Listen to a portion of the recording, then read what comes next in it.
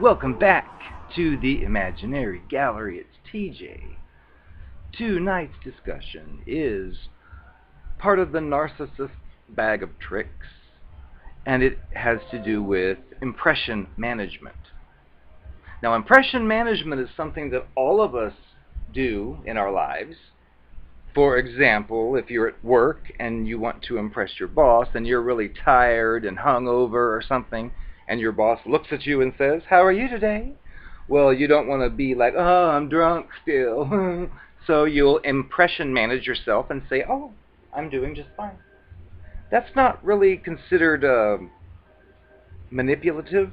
It's kind of like getting through a social situation because you are a good employee, but sure, you had a rough night last night, but you don't want to let that damage your appearance. And same thing goes for if, like, you're dancing and listening to disco music all day, but then it's time to go to church. Well, you're going to stop the disco dancing and probably act serious. But the point of it is, with a regular person, impression management is just a normal way to navigate through social situations.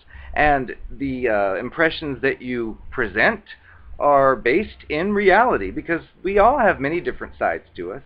Like, you could want to play that video game, but you also might want to rest, and you also might want to go take care of a little sick animal. I mean, all different things. So you're going to put on a different face for each one.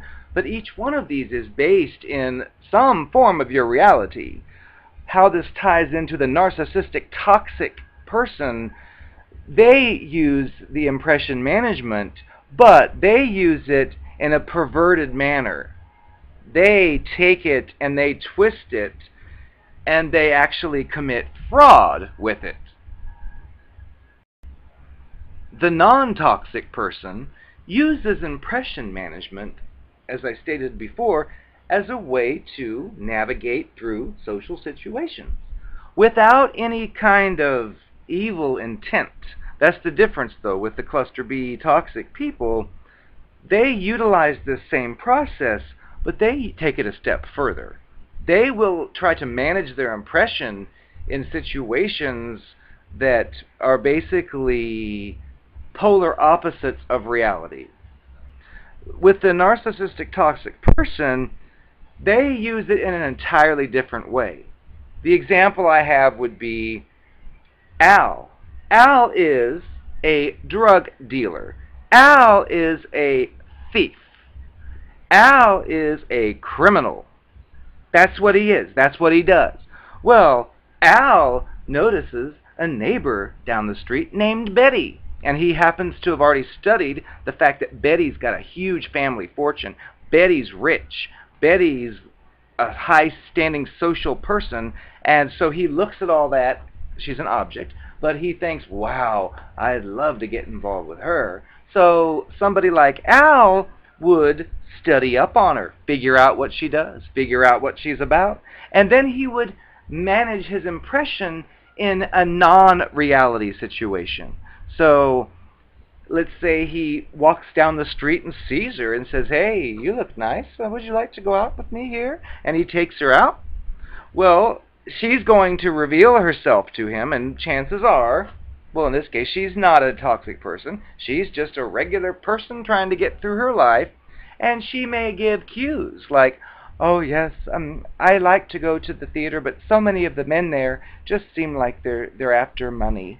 Oh, I don't like to really go on dates because so many men just want to use me for my money." She may say stuff like that. Well, Al, using impression management, is using it to defraud Betty. So even though he knows he's a thief, he knows he's a drug dealer, he knows he's a criminal, he will be putting on a mask that says, "Oh, that's terrible. People try to steal from you.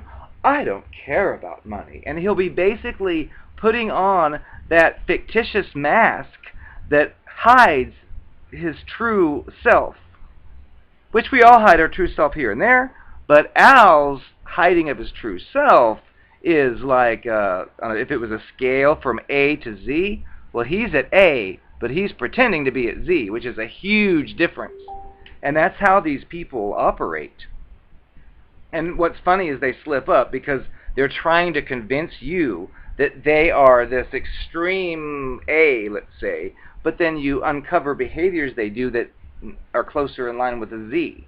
And that's what these people do when you confront them. Like, wait a second, you said that you would never, ever do something so cruel as whatever, and then didn't you just do that?